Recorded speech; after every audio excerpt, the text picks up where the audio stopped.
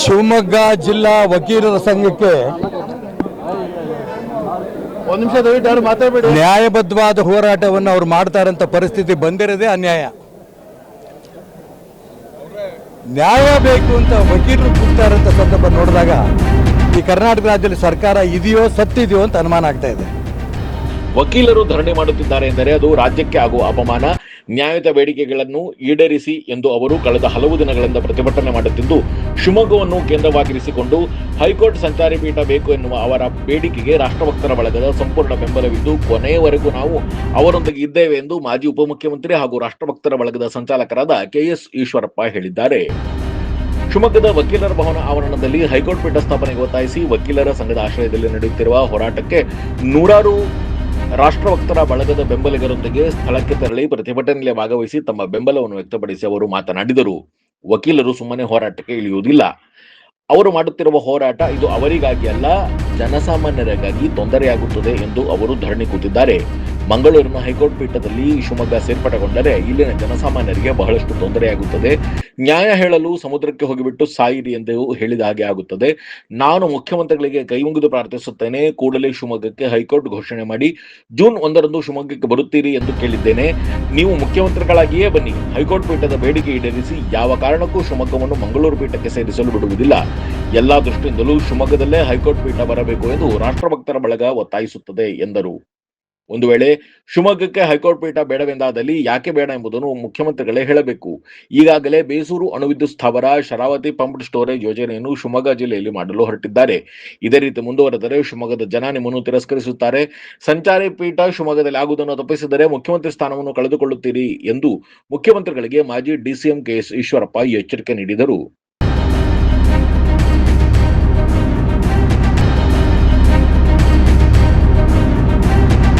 ಒಂದು ಸಣ್ಣ ಬ್ರೇಕ್ ನಂತರ ಕೆಎಸ್ ಈಶ್ವರಪ್ಪ ಏನ್ ಮಾತಾಡಿದ್ರು ಕೇಳೋಣ ಬನ್ನಿ.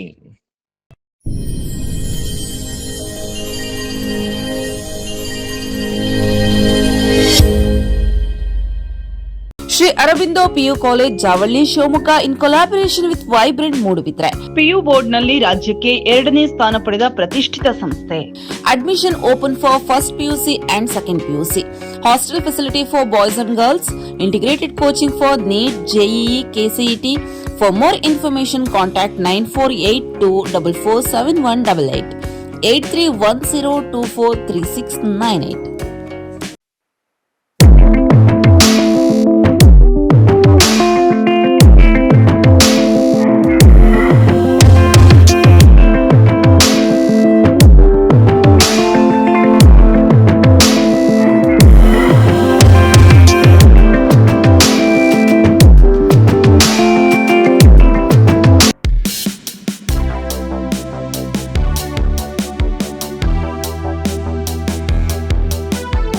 ರೇಡಿಯೋ ಅಯೋಡಿನ್ ಥೆರಪಿ, ನಿಖರವಾಗಿ ಪರಿಗಣನೆ, ನೇರ ಚಿಕಿತ್ಸೆ. ಹೈಪರ್ ಥೈರಾಯ್ಡಿಸಂ ಮತ್ತು ಥೈರಾಯ್ಡ್ ಕ್ಯಾನ್ಸರ್ಗೆ ಸೂಕ್ತ ಚಿಕಿತ್ಸೆ ಹಾಗೂ ಆರೈಕೆ ನಮ್ಮ ನಂಜಪ್ಪ ಲೈಫ್ ಕೇರ್ ನಲ್ಲಿ ಲಭ್ಯ. ಸಂಪರ್ಕಿಸಿ ನಂಜಪ್ಪ ಲೈಫ್ ಕೇರ್, ಗಾಡಿಕೊಪ್ಪ, ಸಾಗರ ರಸ್ತೆ, ಶಿವಮೊಗ್ಗ. ಮೊಬೈಲ್ ಸಂಖ್ಯೆ 9686629090. ಸರ್ಫಾ ಕೋರ್ಸ್, ಸರ್ಫಾ ಕೋರ್ಸ್, ಸರ್ಫಾ ಕೋರ್ಸ್ ರವರ ಸುದೀರ್ಘ ಬಾಳಿಕೆಯ ಸುಂದರವೂ ಆದ ಜಲಾಧಾರಿತ ಪರಿಸರ ಸ್ನೇಹಿ ಪೇಂಟ್ಗಳನ್ನೇ ಬಳಸಿ. Surfa luxury emulsion paint, odourless, low VOC, good for health, good for earth. Surfa coats. ವಕೀಲರು ಧರಣಿ ಮಾಡ್ತಾ ಇದ್ದಾರೆ, ಹೋರಾಟ ಮಾಡ್ತಿದ್ದಾರೆ ಅಂತ ದೇಶಕ್ಕೆ ಗೊತ್ತಾಗ್ತಾ ಇರೋಂತ ಸಂದರ್ಭ ನೋಡಿದಾಗ ನಮ್ಮ ರಾಜ್ಯಕ್ಕೆ ಅವಮಾನ ಆಗಿದೆ ಅಂತ ಮಾತ್ರ ಈ ಸಂದರ್ಭದಲ್ಲಿ ಹೇಳಕ್ ಇಷ್ಟಪಡ್ತಾರೆ. ವಕೀಲರು ಸುಮ್ಮನೆ ಹೋರಾಟ ಮಾಡಲ್ಲ, ಅವ್ರು ತಗೊಂಡ್ರಂತ ಹೋರಾಟ ಸಾಮಾನ್ಯ ವ್ಯಕ್ತಿಗೂ ಕೂಡ ಇವರು ತಗೊಂಡ್ರಂತ ಹೋರಾಟ ನ್ಯಾಯ ಇದೆ ಅನ್ನೋ ಮಾತನ್ನ ಅರ್ಥ ಆಗತ್ತ ರೀತಿ ಇದೆ. ಸಂಚಾರಿ ಪೀಠ ಶಿವಮೊಗ್ಗಕ್ಕೆ ಯಾಕೆ ಬೇಕು ಅನ್ನೋದನ್ನ ಯಾರಾದ್ರೂ ಕೂಡ ಹೇಳ್ತಾರೆ ಸ್ಪಷ್ಟವಾಗಿ. ಶಿವಮೊಗ್ಗಕ್ಕೆ ಹತ್ರ ಚಿತ್ರದುರ್ಗ, ಶಿವಮೊಗ್ಗಕ್ಕೆ ಹತ್ರ ಚಿಕ್ಕಮಗಳೂರು, ಶಿವಮೊಗ್ಗಕ್ಕೆ ಹತ್ರ ದಾವಣಗೆರೆ, ಶಿವಮೊಗ್ಗ, ಉಡುಪಿ ಇವೆಲ್ಲ ಇರಂತ ಸಂದರ್ಭದಲ್ಲಿ ಇದನ್ನು ತಗೊಂಡೋಗಿ ನಾವು ಮಂಗಳೂರು ಕೊಡ್ತೀವಿ ಅಂತಂದ್ರೆ ಇದೊಂದು ಹುಚ್ಚು ದೊರೆಯ ತೀರ್ಮಾನ ಅಂತ ಆಗುತ್ತಾ ಇಲ್ಲ?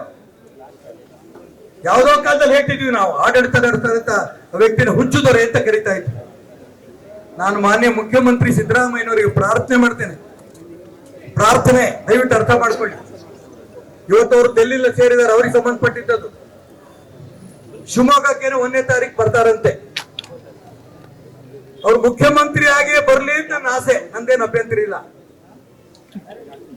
ಬರೋಂತ ಸಂದರ್ಭದಲ್ಲಿ ಕನಿಷ್ಠ ಶಿವಮೊಗ್ಗಕ್ಕೆ ಬಂದಾಗ ಆದ್ರೂ ಕೂಡ ಸಂಚಾರಿ ನ್ಯಾಯಪೀಠವನ್ನ ಶಿವಮೊಗ್ಗದಲ್ಲಿ ಮಾಡ್ತೇನೆ ಅಂತ ಘೋಷಣೆ ಮಾಡಲೇಬೇಕು. ಇದು ನಮ್ಮ ಒತ್ತಾಯ. ನಾನು ಉದ್ದ ಭಾಷಣ ಮಾಡಲ್ಲ, ಒಂದು ಮಾತು ಮಾತ್ರ ಹೇಳಕ್ ಇಷ್ಟಪಡ್ತೇನೆ. ನ್ಯಾಯಬದ್ಧವಾದ ಹೋರಾಟವನ್ನ ಶಿವಮೊಗ್ಗದ ನ್ಯಾಯವಾದಿಗಳ ಸಂಘ ನೀವು ತಗೊಂಡಿದ್ದೀರ. ದೂರದಿಂದ ಬರೋರಿಗೆ ಪ್ರಯಾಣ ಖರ್ಚು ಜಾಸ್ತಿ ಆಗತ್ತೆ, ಆರ್ಥಿಕವಾಗಿ ತೊಂದರೆ ಆಗತ್ತೆ, ಅತಿ ಹೆಚ್ಚು ಕೇಸ್ಗಳು ಇಲ್ಲೇ ಇದ್ದಾವೆ. ಇಂಥ ಸಂದರ್ಭದಲ್ಲಿ ಮಂಗಳೂರು ಹೋಗ್ತೀನಿ ಅಂತ ಹೇಳ್ಬೋದು, ಸಮುದ್ರಕ್ಕೆ ಹೋಗ ಬಿಟ್ಟು ಸಾರಿ ಅಂತ ಹೇಳ್ಬೇಕಷ್ಟೇ ಪಕ್ಕದಲ್ಲಿ. ಯಾವುದೇ ಕಾರಣಕ್ಕೂ ಒಳ್ಳೇದಲ್ಲ ಇದು. ಹಾಗಾಗಿ ಮಾನ್ಯ ಮುಖ್ಯಮಂತ್ರಿಗಳಿಗೆ ನಾನು ಪ್ರಾರ್ಥನೆ ಮಾಡ್ತೇನೆ, ಯಾವ ಕಾರಣಕ್ಕೂ ಕೂಡ ಶಿವಮೊಗ್ಗಕ್ಕೆ ಈ ಪೀಠ ಬರಲೇಬೇಕು. ಈಗ ಹೋರಾಟ ತಗೊಂಡಿದ್ದೀರಿ ರಾಘವೇಂದ್ರ ಅವರ ಅಧ್ಯಕ್ಷತೆಯಲ್ಲಿ. ನಾನು ಒಂದ್ ಮಾತ್ರ ಹೇಳಕ್ ಇಷ್ಟಪಡ್ತೇನೆ, ಈ ಪೀಠ ಶಿವಮೊಗ್ಗ ಬರೋ ತನಕನೂ ಕೂಡ ನೀವು ಏನೇನು ಹೋರಾಟ ತಗೋತೀರೋ ಎಲ್ಲ ಹೋರಾಟಕ್ಕೂ ಕೂಡ ರಾಷ್ಟ್ರಭಕ್ತ ಬಳಗ ನಿಮ್ ಜೊತೆ ನಾವಿರ್ತೇವೆ.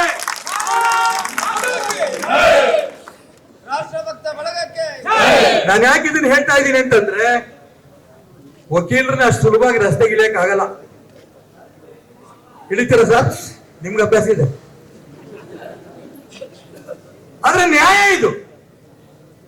ಮುಖ್ಯಮಂತ್ರಿಗಳು, ಉಪಮುಖ್ಯಮಂತ್ರಿಗಳು, ಕಾನೂನು ಸಚಿವರು, ಗೃಹ ಮಂತ್ರಿಗಳು ನೀವೆಲ್ಲರೂ ಕೂಡ ತಿಳುವಳಿಕಸ್ತ್ರಿದ್ದೀರಿ.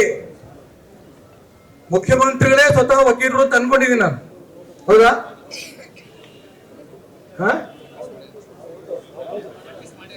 ಪ್ರಾಕ್ಟೀಸ್ ಮಾಡಿದ್ದಾರೆ. ಇರ್ಲಿ, ನಾನು ಹೇಳಕ್ಕೆ ಏನ್ ಹೇಳಕ್ ಕೊಟ್ಟಿದ್ದೀರಿ ಅಂದ್ರೆ, ನ್ಯಾಯಪೀಠ ಶಿವಮೊಗ್ಗಕ್ಕೆ ಯಾಕೆ ಬೇಡ ಅಂತ ಉತ್ತರ ಕೊಡ್ಲೇವು.